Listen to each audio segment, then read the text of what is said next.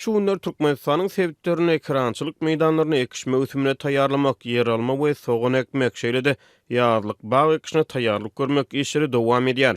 Adatyk radiosynyň sebitlerdäki habarçylar oba hojalyk işleriniň alınıp barlyşyna kärenesi daýhanlaryň ýüzbeýiz bolýan meseleleri barada habar berýärler. Türkmenistanyň prezidenti Serdar Berdimuhammedow 27 fevralda vilayet häkimleri we oba hojalyk ormanmasary bilen maslahat geçirip mewsümleýin oba hojalyk işleri bilen baglanyşykly meseleleri garady.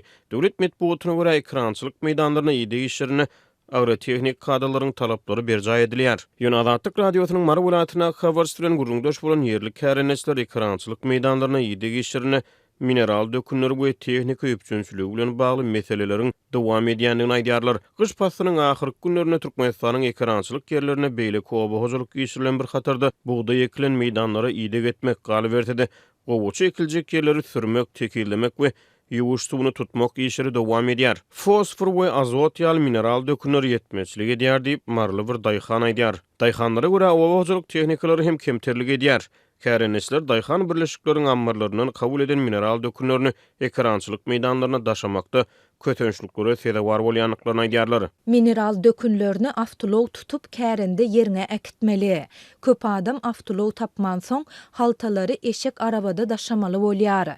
Dökünü kärende ýerine elten soňam tehnika ýok. Dökünü eliň bilen kärende ýerine sepip çykmaly diýip ýerli daýhanlar aýdýarlar. Kärenetçiler wezipli adamlary ýakynlyk bilen tanalýan daýhan hojalyklaryň üpçünçilik meseleleriniň ileri tutulýanyny aýdýarlar.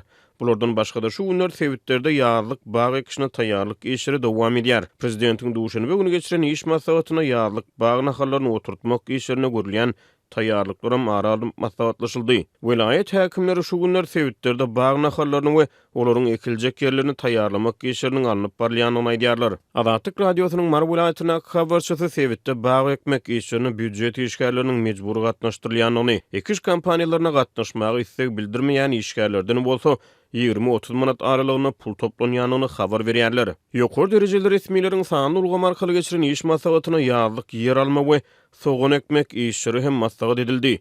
Mara welaýatynyň ýolutyn etrawyny edara karhanalaryň işgärleri, şol hana gadypçynçylyk edaralarynyň işgärleri ýa yer alma ekişine gatnaşmaly ýa-da ekişe gatnaşmalyk üçin 30-50 manat aralygyna häkimetleri dilden görkezme esasyna töleg tölemeli bolýarlar. Büdjet işgärleri yer almanyň ekiş işlerine goşant goşmak üçin adam başyna 30 manat töleg tölemeli.